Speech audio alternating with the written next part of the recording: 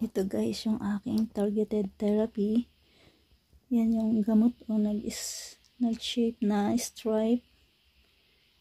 Pero hindi siya masakit guys. Bawal siyang i-exercise. Pwedeng ilakad ng normal lang. Yan. 3 to 4 days mawawala naman daw yan. 2 nights na akong hindi nakakatulog guys. Simula nung chemo ako at targeted therapy. The first session ko noon, ganito rin. Mahirap talaga makatulog. Siguro, isa rin sa side effect. Ngayong second session ko natapos, ganito rin. Ako'y antok na antok. Pagod yung katawan ko pero hindi ako halos makatulog guys. Ano siya, natulog ako 9:30. Mababaw, nagising ng 10:30. Ayan na naman, nagising 11:30, 12:30. 1:30 oras guys. Tapos 1 oras din ang pagitan, 2 oras bago makatulog ng mababaw. Yan, ngayon ay 3:25 AM in the morning. Gusto ko makatulog, hindi ako makatulog. Yun nga pala isa hindi ko nasabi sa doktor nung nakaraan.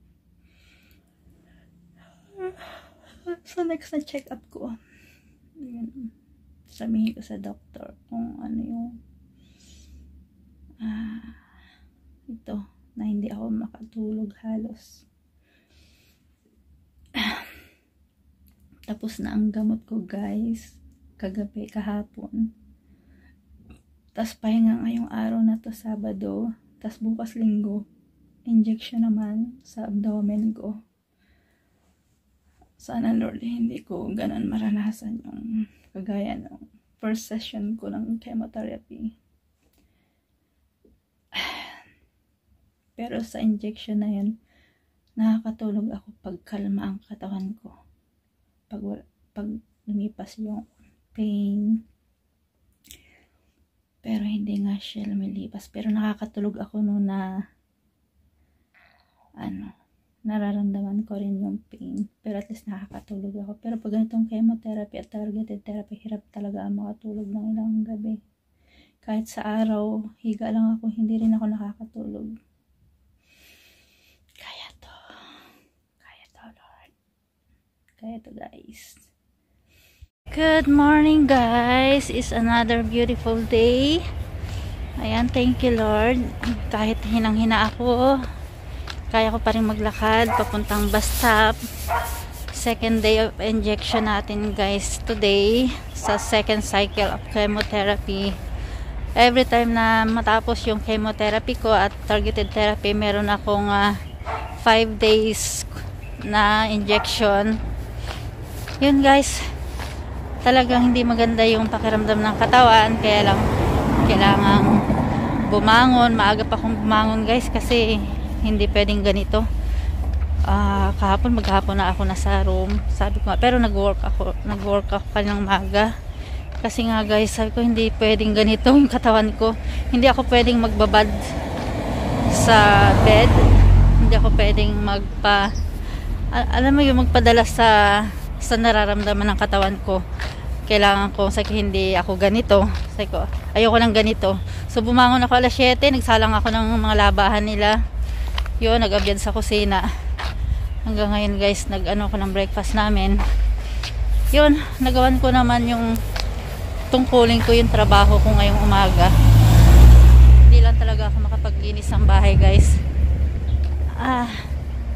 Ayaw ko muna magkikilos. Pero yun, nagawa ko naman yung pang umaga. So ngayon guys, lakad tayo papuntang bus stop. Nanghihina tayo pero okay lang, kayang-kaya. Nagbaon lang ako ng plastic just in case na masuka ako, may sukahan. Pero okay lang yan guys, kaya. Sana maturuan na nga ako ngayon ng pag-inject sa sarili ko. Kaya ko naman, lakasan lang ng loob guys. Sa tiyan lang naman di tinuturok yun. So kahapon, kaya lang hindi ako naturuan kahapon kasi nga busy sila. Sana ngayon maturuan na ako guys para bukas hindi na ako mababiyahe.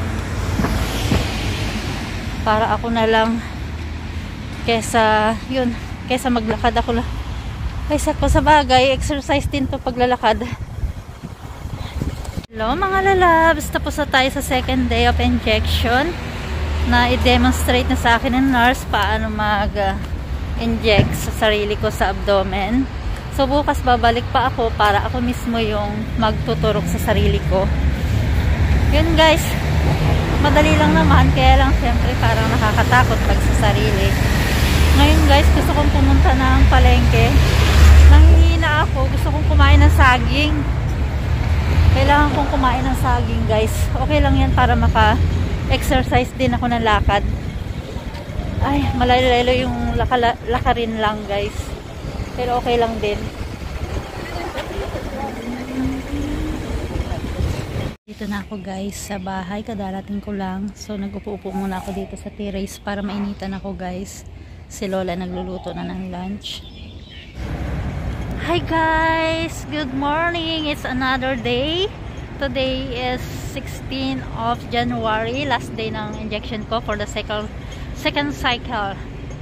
Ayan guys, at na-try ko na mag-inject sa sarili ko. Kasi everyday, ibang nurses yung nag-a-assist sa akin. So, sinabi ko sa nurse ngayon na 3 days na akong tinuturuan ng nurse na for injection. So, sabi ko itatry ko ngayon. Buti mabait yung nurse, pinagbigyan niya ako. Sabi niya last day mo na to, yes. Tingnan natin next month kung meron pa tayong injection guys. Depende sa sasabihin ng doktor. Ngayon naman, punta tayo ng 7-Eleven. Punta ako ng mall, malayo-layo. Nakakainis kasi itong si Amo. Pwede naman yung bayaran yung bill ko sa Kemo sa 7-Eleven. Kasi ang dami niyang binuklat-buklat. Sabi, ano bang pinagbubuklat mo dyan? Wala ka naman dapat buklat-buklatin sa mga resibo o ano. Babayaran mo lang yan sa 7-Eleven. Ay, ano siya, na-stress na agad ba? Yung mga ganung bagay. Sa mga bayarin, mga ano. Sabi niya, ay ikaw na lang, di ba lalabas ka naman bukas? Eh, alam naman niya na hindi dito nagbabayad ng ano, kundi sa hospital. Hindi naman ako sa hospital pupunta. Sa January 28 pa ako pupunta ng hospital. Sa clinic lang ako, hindi pwedeng bayaran yan doon. Ay di ngayon, lalakad ako pupunta 7-Eleven para bayaran yung bill nung nakaraang chemo ko. Yun, para walang ano. At least ano na rin, ang tawag dito, exercise ko na rin ng paglakad. Ayun guys, thank you Lord, natapos na tayo sa injection natin ngayong month na to. Mga ano yan, mga Sunday, malakas na uli ako nyan guys. Pero kanina talaga napahirapan ako, kaninang madaling araw. But thanks God, kanina lang sumakit yung lower back ko, yung sa may pigi, yung buto niya. Yun guys, kaya ko naman. Tsaka itong second cycle ko na injection, hindi ko kinailangang mag-take ng pain reliever. Kasi kinayan siya ng katawan ko. Dito lang talaga sumakit kanina ng madaling araw. Siguro dahil nung sa kinain kong orange. Kumain ako ng orange kasi hindi ko na ubos kahapon yung kalahati. Ngayon nagising ako. Kinain ko siguro nalamigan. Nalalamigan siguro yung sikmura ko. Yun. Next time hindi ako kakain ng orange muna. Pag anong injection ko. After na lang siguro. Ayan guys, panghina na naman tayo dito mamaya, pero kaya kesa nasa bahay lang tayo na hihiga. Kasi pag nasa bahay ka, ayun, after ng konting work, hihilahin ka ng bed kasi wala ka namang gagawin, alang umupo ka, manood ka ng TV. Mas mabuti pang humiga para makarest. Rest lang din naman ako pag uwi ko ng bahay. Linisin ko lang yung sarili ko. Diretso na ako ng kwarto. Si Lola na yung nagluluto ng lunch. Ako na lang yung naghuhugas ng pinggan. Ganon din sa hapon. Nakakatrabaho naman ako guys. Siguro bukas ako na yung magluluto. Kaya ko na yun. Thank you Lord. Sana bigyan niyo ako ng lakas ng katawan talaga. Sa araw-araw. Actually, masama talaga naman ang pakiramdam ko. Kaya lang, kaya ko namang kumilos. Kailangan kumilos. Pero yung sakit ang mga hita ko. Yung upper thigh ko, sakit. Kaya natin yan. guys, malapit sa mall. Pero doon pa sa dulo yung 7-Eleven. Hirap.